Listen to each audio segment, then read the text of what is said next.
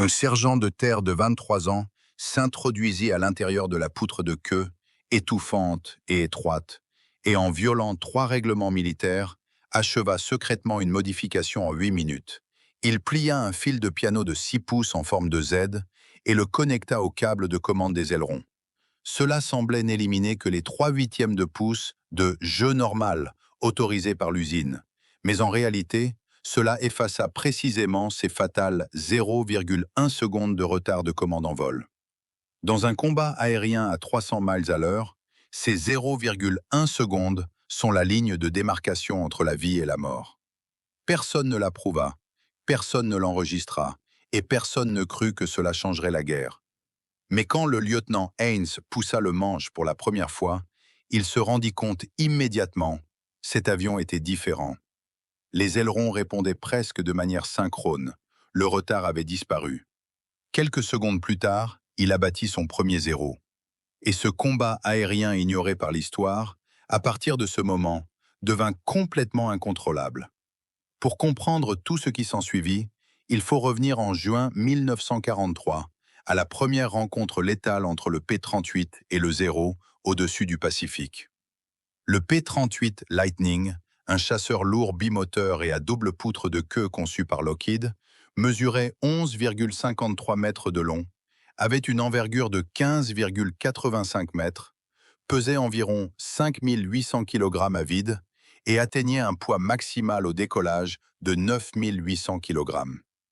Deux moteurs en ligne refroidis par liquide Allison 5710 délivraient chacun 1425 chevaux, entraînant des hélices contrarotatives. Sa vitesse maximale en vol palier était de 414 miles à l'heure, son plafond opérationnel de 13 400 mètres et son rayon d'action de 3600 km. Au nez était concentré un canon de 20 mm et 4 mitrailleuses de 12,7 mm, une densité de feu qui comptait parmi les meilleurs des chasseurs de la Seconde Guerre mondiale. La conception à double poutre de queue éliminait l'effet de couple de queue, si bien que les pilotes n'avaient pas à compenser le couple du moteur comme sur les chasseurs monomoteurs. Il avait d'excellentes performances à haute altitude, une vitesse en ligne rapide et un taux de montée respectable. Ces paramètres firent du P-38 l'un des chasseurs les plus avancés de l'armée américaine à l'époque. Mais son adversaire, le Mitsubishi A6M0, était une arme tout à fait différente. Le Zéro ne pesait que 1876 kg à vide et 2733 kg au décollage. Il était équipé d'un moteur radial de 14 cylindres Nakajima Sakae, délivrant 1130 chevaux, avec une vitesse maximale de 354 miles à l'heure. Le fuselage utilisait un alliage d'aluminium ultra dur 7075, et une partie de sa structure employait une conception allégée spéciale. On avait même éliminé la plaque pare-balles du siège du pilote et les réservoirs auto-obturants, tout cela en échange d'une maniabilité extrême. Le résultat fut un chasseur extrêmement léger et agile. Son rayon de virage horizontal était étonnamment petit, sa réponse en roulis était rapide comme l'éclair, et sa maniabilité à basse vitesse n'avait pratiquement aucun rival. Au milieu de 1943, quand la 5e force aérienne déploya le P-38 sur le front de Nouvelle-Guinée, les pilotes américains apprirent rapidement une règle de fer: ne pas s'engager en combat rapproché avec le Zéro. La doctrine tactique du P-38 le disait clairement: exploiter l'avantage d'altitude pour attaquer en piqué, attaquer et fuir en exploitant l'avantage de vitesse, ne jamais entrer dans un virage horizontal. Le Zéro achevait un demi-tour de 180 degrés en environ la moitié du temps du P-38. Une fois pris dans un combat rapproché, le Zéro pouvait rapidement couper le rayon intérieur et se mettre sur la queue. Bien que la structure à poutre de queue du P-38 procurât de la stabilité, elle devenait aussi une source considérable de traînée, faisant que ce chasseur lourd se comportait comme un taureau maladroit dans les virages à basse vitesse. Mais les pilotes du Zéro étaient trop rusés. Ils connaissaient parfaitement les points faibles du P-38. Les pilotes chevronnés de la 11e force aérienne japonaise avaient mis au point une tactique ciblée: exposer délibérément le flanc pour attirer le P-38 dans un virage et quand le pilote américain poussait le manche pour le suivre, le Zéro effectuait soudain un roulis inverse, exploitant sa plus grande vitesse de roulis pour couper le rayon intérieur du P-38 et lancer un coup létal depuis la position de 6 heures par l'arrière. Cette tactique, au premier semestre de 1943, sur les théâtres d'opérations du Pacifique, pouvait être qualifiée d'infaillible. Les données illustrent la gravité du problème. De juin à juillet 1943, les unités de P-38 de la 5e Force aérienne, déployées en opération dans la région de Nouvelle-Guinée, perdirent 37 avions en 6 semaines. 37 avions. Cela signifiait que plus de 30 pilotes étaient morts ou disparus. Le plus terrible était la manière dont les pertes se produisaient. La plupart n'avaient pas été abattus lors d'attaques en piqué, ni touchés pendant la retraite à haute vitesse, mais avaient été rattrapés par la queue par le Zéro dans des combats rapprochés de virages à basse vitesse, sans même avoir l'opportunité de sauter en parachute. L'analyse des épaves montra que beaucoup de P-38 avaient la queue et les nacelles moteurs criblés de trous de balles de 7,7 mm et 20 mm, signe typique d'attaque par poursuite. Le rapport d'enquête officiel aboutit à une conclusion qui laissait sans voix. Erreur de pilotage. Le rapport soutenait que la maniabilité du P-38 satisfaisait pleinement les indicateurs de conception, que la tension des câbles de commande était dans les tolérances d'usine et qu'il n'existait aucune panne mécanique. Ces pilotes morts furent considérés comme coupables d'avoir violé la doctrine tactique, d'être entrés de leur propre initiative dans des combats de virage avec le Zéro, d'avoir cherché leur propre perte. Mais ce que racontaient les pilotes qui revenaient était une autre version. L'avion répond avec lenteur. Quand on pousse le manche, le fuselage met quelques dixièmes de seconde avant de commencer à rouler. Ce n'est pas le problème du pilote, c'est le problème de l'avion. Ces remarques étaient notées dans les rapports de mission, puis archivées, puis oubliées. Personne ne révisait ces câbles de commande. Personne ne mesurait le jeu réel des câbles en conditions de débattement maximal. Personne ne se demandait ce que signifiait quelques dixièmes de seconde de retard dans un combat aérien à 300 miles à l'heure. Sauf James McKenna. McKenna était un mécanicien de terre du 475e groupe de chasse de la 5e Force aérienne, originaire de Sacramento, en Californie. Au début de 1943, il arriva avec son unité en Nouvelle-Guinée, chargé de l'entretien quotidien et de la réparation des dommages de combat des P-38. Chaque jour, ses mains touchaient des dizaines de fois les câbles de commande, vérifiaient la tension, lubrifiaient les poulies, ajustaient la course. Ses doigts connaissaient la sensation de chaque câble, connaissaient sa tension en conditions normales et connaissaient aussi son relâchement anormal dans certains états. Le système de commande des ailerons du P-38 était un réseau mécanique complexe et sophistiqué. Quand le pilote poussait le manche dans le cockpit, la force de commande se transmettait par une série de poulies et de câbles, traversant l'étroit conduit à l'intérieur de la poutre de queue gauche jusqu'à l'actionneur d'aileron au bord de fuite de l'aile. En raison de la conception unique à double poutre de queue du P-38, le câble de commande de l'aileron gauche devait parcourir toute la longueur de la poutre de queue, passer par de multiples poulies de renvoi, avec une course de plusieurs mètres. Dans les spécifications de conception d'usine, le système de câble tolérait une certaine quantité de relâchement, environ 3/8 de pouce, soit environ 9,5 mm de jeu. Cette valeur était considérée comme dans les tolérances d'ingénierie et n'affectait pas le contrôle normal. McKenna découvrit quelque chose d'étrange pendant les opérations d'entretien. Quand il poussait le manche de commande d'aileron jusqu'à la position de débattement maximal, il pouvait sentir qu'il y avait une course morte dans le câble avant qu'il n'atteigne l'actionneur. Le câble se tendait d'abord, puis commençait vraiment à tirer sur l'aileron. Cette course morte durait très peu de temps. À haute vitesse, la force aérodynamique aidait à éliminer le relâchement, et le pilote ne le sentait presque pas. Mais en conditions de virage serré à basse vitesse et à forte force G, la force aérodynamique diminuait et l'effet du relâchement du câble s'amplifiait. Le pilote poussait le manche, le câble se tendait, l'aileron commençait à dévier. Tout ce processus était quelques dixièmes de seconde plus lent que la valeur théorique. Quelques dixièmes de seconde. Dans un combat aérien, c'est la distance entre la vie et la mort. McKenna avait déjà signalé ce problème à l'officier d'ingénierie 2 mois plus tôt. Il décrivit le phénomène de relâchement du câble et proposa d'ajouter un tendeur. La réponse de l'officier d'ingénierie fut froide et bureaucratique. La tension du câble est dans les spécifications. La tolérance d'usine le permet. Toute modification non autorisée annulera la garantie de l'avion. Et plus important encore, les mécaniciens de campagne n'ont pas le droit de modifier le système de commande de vol. Tout changement de conception doit être approuvé par le département d'ingénierie de Lockheed. Et Lockheed se trouvait à 7000 miles de distance, à Burbank, en Californie. McKenna n'abandonna pas. Il commença à recueillir des preuves d'une manière plus directe. Le 9 juillet 1943, le lieutenant David Shen rentra d'une mission. Shen était compatriote californien de McKenna, venu d'une petite ville non loin au nord de Sacramento. Ce jour-là, Shen s'était affronté à un zéro au-dessus de Rabaul et avait été poursuivi par un pilote japonais. Il cria par radio. « L'avion répond avec lenteur. J'ai poussé le manche, mais l'avion ne tourne pas assez vite. » Shen finalement s'échappa de justesse grâce à la couverture de son équipier.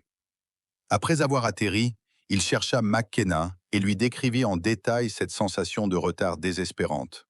Le manche de commande était déjà poussé à fond, mais le fuselage semblait hésiter avant de commencer à rouler. Cette hésitation lui coûta presque la vie. McKenna révisa l'avion de Shen. La lecture de tension des câbles de commande était correcte. Les poulies fonctionnaient correctement et il n'y avait aucun enregistrement de panne mécanique. Mais McKenna tira personnellement sur le câble et sentit ses 3/8 de pouce de relâchement. Il savait où était le problème. Il savait que la sensation de Shen était réelle. 3 semaines plus tard, le 30 juillet 1943, le lieutenant Shen pilotait un autre P-38 en mission et rencontra de nouveau un zéro au-dessus de Rabaul. Cette fois, aucun équipier n'arriva à temps. Shen tenta d'échapper au zéro qui le poursuivait par un virage serré, mais la réponse de l'avion fut encore une fois un pas trop lent. Les obus du canon de 20 mm du zéro traversèrent la nacelle moteur droite du P-38, les lignes hydrauliques se rompirent et le carburant jaillit. L'avion de Shen, traînant une fumée noire, s'abattit dans la jungle de Nouvelle-Guinée. Quand on retrouva les épaves, la conclusion du rapport d'enquête officiel fut « Erreur de pilotage pendant les manœuvres défensives, violation de la doctrine tactique de ne pas s'engager en combat rapproché avec le zéro ». McKenna assista aux funérailles de Shen. Il se tenait au bord du cimetière boueux, regardant le cercueil couvert du drapeau étoilé être déposé en terre. Il savait la vérité, mais il ne pouvait pas la prouver, du moins, pas d'une manière officiellement reconnue. Le 3 août 1943, apparut la deuxième victime. Le capitaine William Morrison, chef d'escadrille, un as avec 11 victoires, avec une expérience suffisante pour accomplir des roulis et des piquets en rêve. Dans un combat aérien au-dessus de la baie d'Oro, Morrison fut pris en tenaille par 2 zéros. Il tenta une manœuvre défensive de haute difficulté, une sortie en split S inversé. Par radio, la voix de Morrison était calme mais pressée. « La commande est molle. Je répète, la commande est molle. » Puis la communication coupa. Les épaves furent retrouvées sur la côte de la baie d'Oro, le fuselage à l'envers, le cockpit déchiqueté par des obus de 20 mm. L'inspection des épaves montra de nouveau que tous les paramètres étaient corrects. Le rapport officiel conclut de nouveau « Erreur du pilote ». L'ami de Morrison, le lieutenant Rodriguez de la même escadrille, chercha McKenna après avoir atterri. « Ce n'était pas une erreur du pilote », dit Rodriguez. « Morrison était le meilleur pilote que j'ai connu. L'avion l'a trahi. » McKenna ne dit rien, il serra seulement les poings. À la mi-août 1943, McKenna avait déjà assisté à la mort de 17 pilotes. 17 jeunes gens, 17 P-38, 17 rapports officiels qui disaient « erreur de pilotage ». Les remarques des pilotes qui revenaient étaient de plus en plus concordantes. L'avion répondait avec lenteur pendant les manœuvres intenses. Il y avait un léger retard. La plupart des pilotes pensaient que c'était la caractéristique normale d'un chasseur lourd. Le P-38 pesait beaucoup plus que les chasseurs monomoteurs, Donc il semblait logique que la commande soit plus lourde. Mais McKenna savait que cette lourdeur n'était pas causée par le poids aérodynamique. Ses doigts avaient ressenti personnellement le relâchement du câble. Il savait que ce n'était pas normal. Il savait que dans le câble de l'aileron gauche de chaque P-38 se cachaient ces fatales 3/8 de pouce de jeu. Le 14 août 1943, la 5e mission du lieutenant Robert Haynes. Haynes avait 23 ans, venait d'une ferme de l'Iowa et n'était arrivé en Nouvelle-Guinée que 2 mois plus tôt. Il respectait strictement la doctrine tactique, ne s'engageait jamais en combat rapproché avec le zéro, mais ne parvenait jamais à obtenir d'opportunité de tir. À sa première mission, il attaqua en piqué un zéro, mais son roulis fut trop lent et la cible s'échappa avant que le viseur ne se fixe.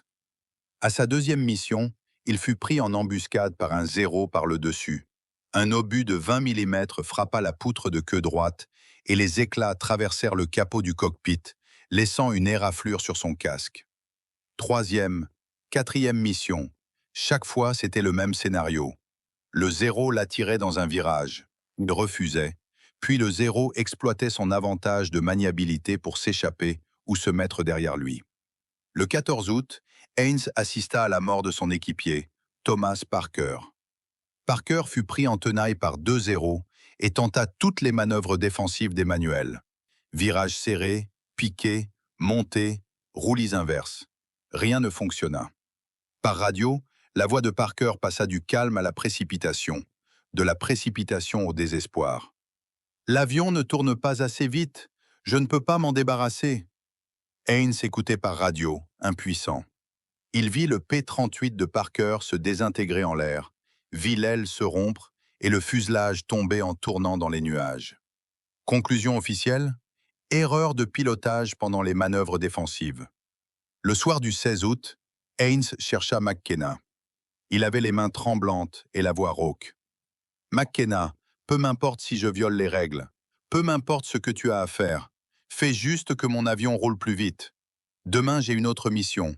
Je ne veux pas mourir. » McKenna regarda ce jeune homme de 23 ans. Il vit de la peur, mais aussi du désespoir. Il vit l'ombre du lieutenant Chen, l'ombre du capitaine Morrison, l'ombre de Parker. Il hocha la tête.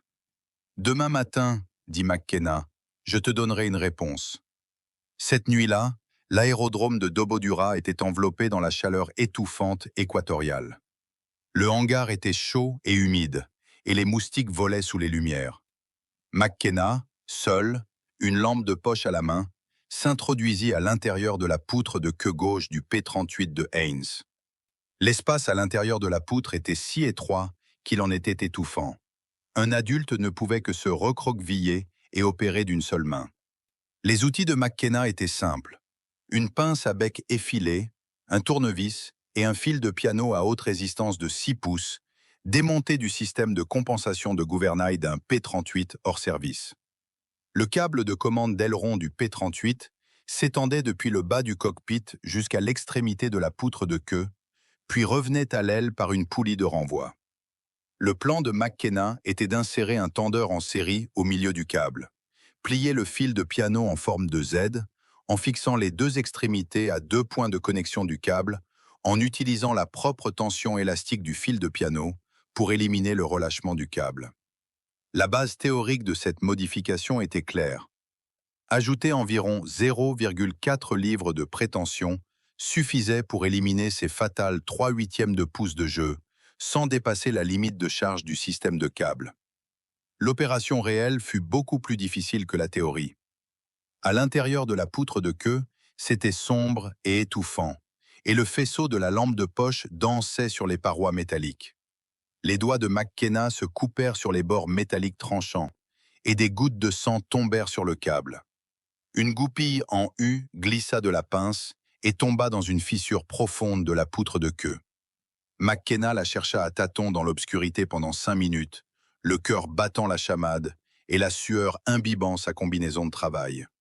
S'il était découvert par la garde qui patrouillait, s'il était surpris par l'officier d'ingénierie de garde, il ferait face à une cour martiale. Modification non autorisée de système de commande de vol. C'était une violation grave des règlements militaires qui pouvait entraîner une radiation déshonorante, voire une peine de prison. Mais il ne s'arrêta pas. 8 minutes plus tard, le tendeur de fil de piano était installé. McKenna sortit de la poutre de queue et vérifia la tension du câble. En effleurant le câble du doigt, cette sensation familière de relâchement avait disparu. Le câble était tendu comme une corde d'arc, répondant de manière directe et rapide. Il éclaira son œuvre avec la lampe de poche. Ce fil de piano en forme de Z était caché sous la gaine du câble, presque impossible à détecter sans observer attentivement. Lors de l'inspection pré-vol du lendemain matin, les inspecteurs ne prêtaient généralement attention qu'au niveau d'huile, à la charge de munitions et à la pression des pneus. Personne ne vérifierait la tension interne d'un câble de commande, personne ne remarquerait ce fil de piano supplémentaire. Le 17 août 1943, à 8h14 du matin, le P-38 de Haynes entra en contact avec l'ennemi à 13 000 pieds au-dessus de la baie de Huon. 4 P-38 contre 9-0. Haynes était en position du 4e avion, chargé de couvrir l'arrière-flanc de l'avion de tête. Les pilotes japonais appartenaient à la 11e force aérienne, avec expérience et tactiques aguerries. Comme à l'accoutumée, ils tentaient d'attirer les P-38 dans des combats rapprochés de virages. Le premier 0 piqua par le dessus, Haynes poussa le manche pour entrer en piqué et la vitesse augmenta rapidement à 350 milles à l'heure. Le 0 le suivit. Haynes tira sur le manche pour monter, tentant de gagner un avantage d'altitude. Le 0 effectua soudain un roulis brusque vers la droite et piqua, une manœuvre de l'heure typique, pour attirer le P-38 à le suivre, puis, à basse vitesse, exploiter l'avantage de virage pour contre-attaquer. Haynes, par instinct, poussa le manche pour le suivre. À ce moment précis, il sentit la différence. L'avion répondit instantanément, sans retard, sans délai. Le déplacement du manche de commande se convertissait directement en roulis du fuselage. Ces fatales dixièmes de seconde d'écart entre le débattement de l'aileron et la réponse du fuselage avaient disparu. Haynes effectua un roulis de 90 degrés vers la droite, pointant le nez vers la trajectoire prédite du 0. Le cercle du viseur enserra la racine de l'aile du 0. Les 4 mitrailleuses de 12,7 mm et le canon de 20 mm tirèrent simultanément. Les balles traçantes sillonnèrent le ciel. La racine de l'aile gauche du 0 éclata en une bouffée de fumée noire. Le moteur s'enflamma et le fuselage tomba en tournant. Première victoire.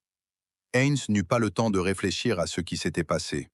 3 0 piquèrent par le dessus, clairement pour venger leurs camarades abattus.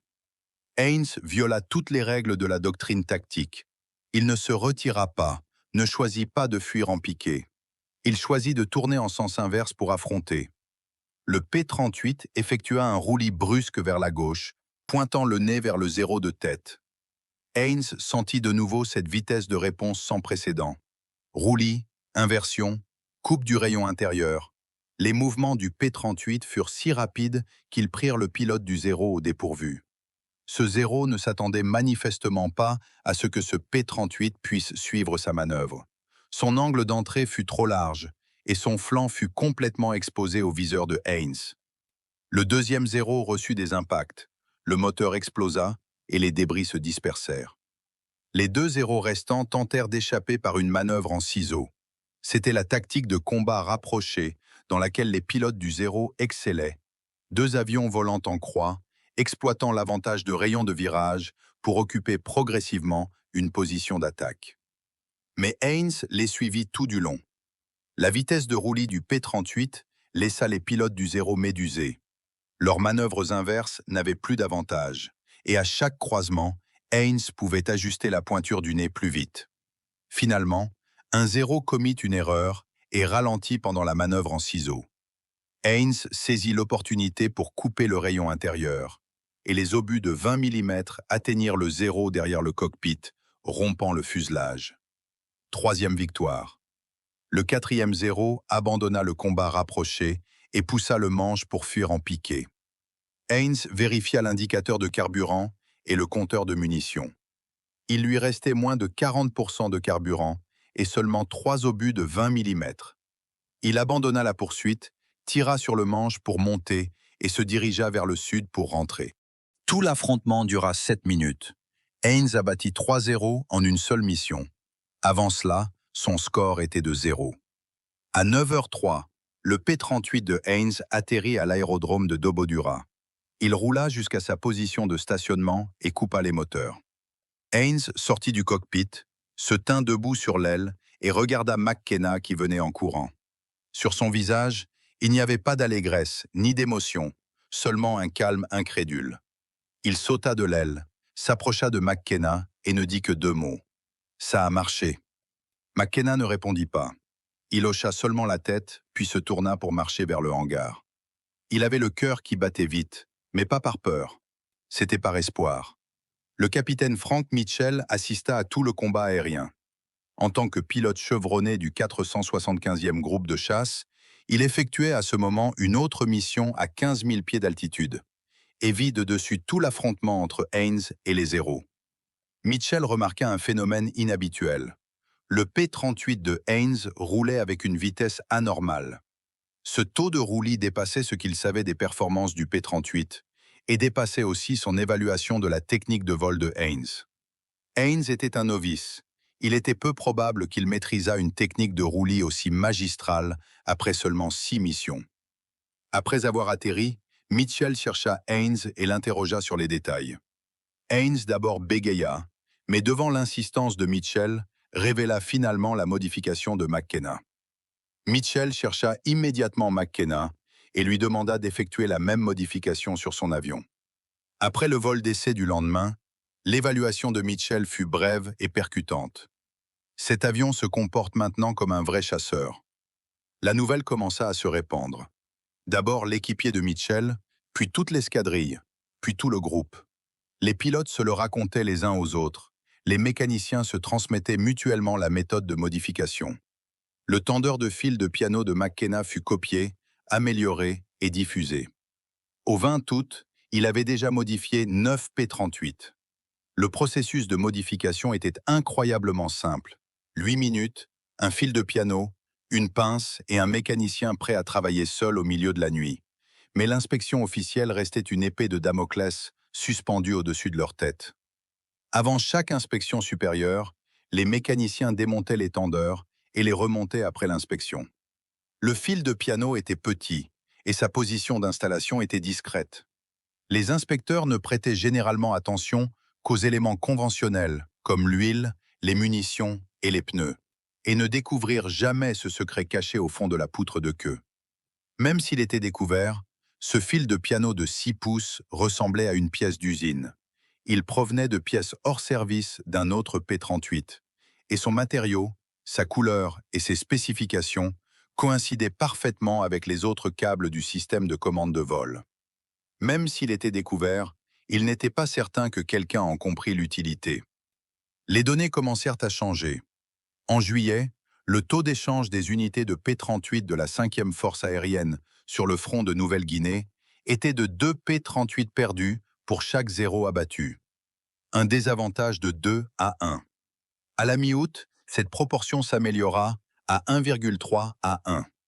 Au début de septembre, elle approchait de 1 à 1. Au début de septembre, environ 40 P-38 dans la région de Nouvelle-Guinée avaient subi la modification du fil de piano. La vitesse de roulis de 40 avions augmenta silencieusement, sans que les pilotes du Zéro s'en rendent compte. Les pilotes de la 11e force aérienne japonaise furent les premiers à sentir l'anomalie. Dans les rapports de combat de fin août, apparurent des descriptions déconcertantes. Le P-38 manœuvre de manière plus agressive, roule plus vite, inverse plus rapidement. La tactique de l'heure, qui avait toujours été efficace, cessa soudain de fonctionner. Les pilotes chevronnés découvrirent que quand ils tentaient de couper le rayon intérieur par un roulis inverse, le P-38 parvenait à inverser de manière synchrone, voire plus vite. Cet avantage de maniabilité dont il se faisait jadis gloire était en train de disparaître. Le 3 septembre 1943, l'as japonais Saburo Sakai se heurta à un P-38 modifié. Sakai, un super as avec 64 victoires, instructeur tactique de la 11e force aérienne et autorité en matière de tactique de combat rapprochée du Zéro, utilisa sa tactique standard. attirer le P-38 dans un virage et, quand l'autre commençait à rouler, inverser pour couper le rayon intérieur. Mais cette fois, le P-38 inversa de manière synchrone, et les nez des deux avions se heurtèrent presque. Sakai fut contraint de pousser le manche pour s'échapper en piqué, en sueur froide. Il écrivit dans ses mémoires d'après-guerre: « Ce P-38 roulait avec une vitesse anormale. C'était comme si c'était un avion différent. » D'autres pilotes japonais chevronnés eurent des expériences similaires. Ils inspectèrent les épaves des P-38 abattus à la recherche de réponses. Ce n'étaient pas des moteurs nouveaux.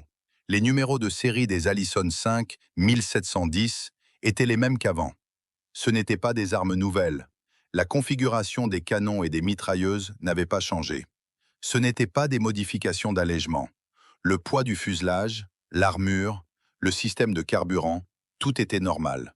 Ces 6 pouces de fil de piano étaient cachés à l'intérieur de la poutre de queue, et même s'ils étaient découverts, ils ressemblaient à un simple accessoire de câble.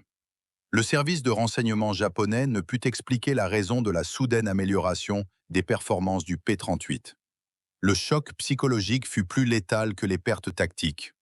Depuis plus de 2 ans, la confiance invincible du Zéro dans les combats rapprochés de virages commençait à s'effondrer. Les pilotes devinrent prudents, hésitants. Ils tentèrent de s'adapter, abandonner les combats rapprochés de virages et des tactiques de frappe et fuite. Mais cela équivalait à abandonner le plus grand avantage du Zéro, ou adopter des tirs à courte distance plus agressifs, mais cela les exposait au feu dense du nez du P-38, les faisant mourir plus vite. En septembre, la 11e force aérienne perdit 38 chasseurs, et les Américains en perdirent 22. Le taux de perte s'inversa. Le Zéro passa du statut de chasseur à celui de proie. Le quartier général japonais émit finalement un ordre humiliant. À moins d'avoir un avantage numérique absolu, éviter l'affrontement avec le P-38. Cet ordre signifiait qu'au-dessus de la Nouvelle-Guinée, l'armée japonaise reconnaissait déjà l'avantage tactique du P-38. Et l'origine de tout cela ne fut pas un moteur nouveau, ni une arme nouvelle, ni un avion nouveau. Juste un fil de piano de 6 pouces de long, un tendeur en forme de Z, une modification de 8 minutes d'un sergent de terre au milieu de la nuit.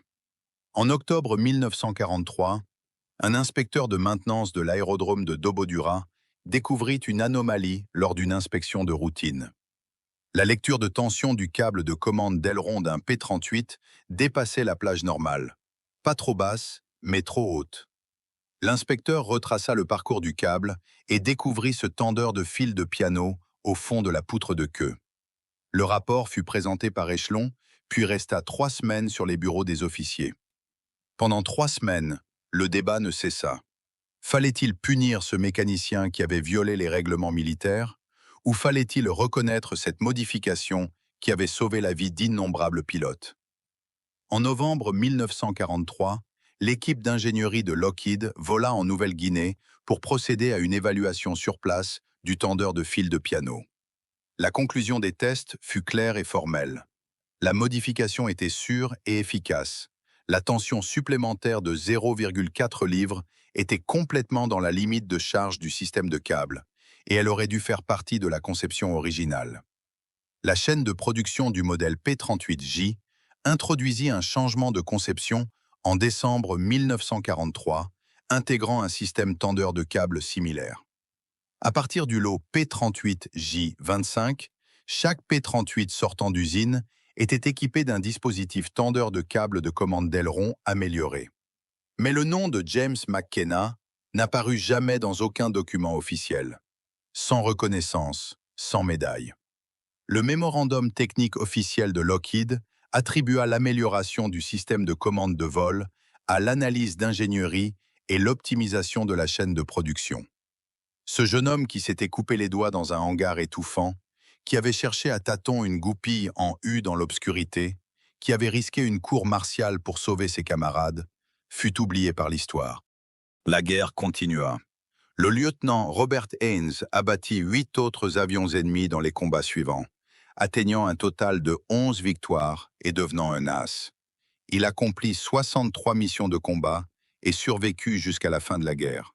En 1945, il retourna dans l'Iowa épousa sa petite amie du lycée et ils eurent 4 enfants.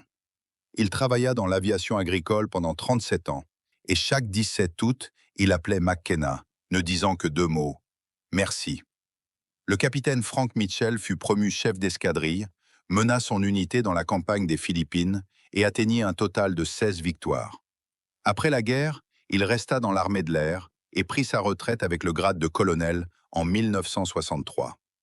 Il racontait l'histoire de McKenna à chaque jeune officier de maintenance, en soulignant un principe: la personne qui connaît le mieux l'avion n'est pas l'ingénieur qui l'a conçu, mais le mécanicien qui l'entretient tous les jours.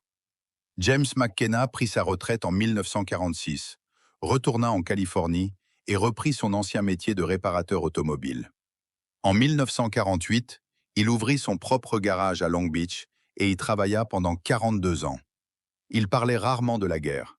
Quand on lui demandait, il ne disait qu'une phrase: « Je suis mécanicien, je réparais juste des avions. » En 1991, des historiens militaires, en organisant les journaux de maintenance de la 5e Force aérienne, découvrirent des enregistrements sporadiques sur le tendeur de fil de piano. Grâce au système d'enregistrement des vétérans, ils retrouvèrent McKenna, âgé de 73 ans. Les historiens estimèrent que la modification avait pu sauver la vie de 80 à 100 pilotes américains. McKenna, après avoir écouté, garda le silence un moment et répondit: « Je ne les ai pas comptés. Je ne me souviens que de ceux qui sont revenus. » En 2006, James McKenna décéda à l'âge de 88 ans et fut inhumé au Pacific View Memorial Park en Californie. Son avis de décès ne mentionnait qu'il avait travaillé comme mécanicien d'avion pendant la Seconde Guerre mondiale, sans parler du tendeur de fil de piano. Le garage de Long Beach est toujours ouvert aujourd'hui, et bien qu'il ait changé de propriétaire plusieurs fois, sur le mur du bureau arrière accroche une photographie en noir et blanc décolorée.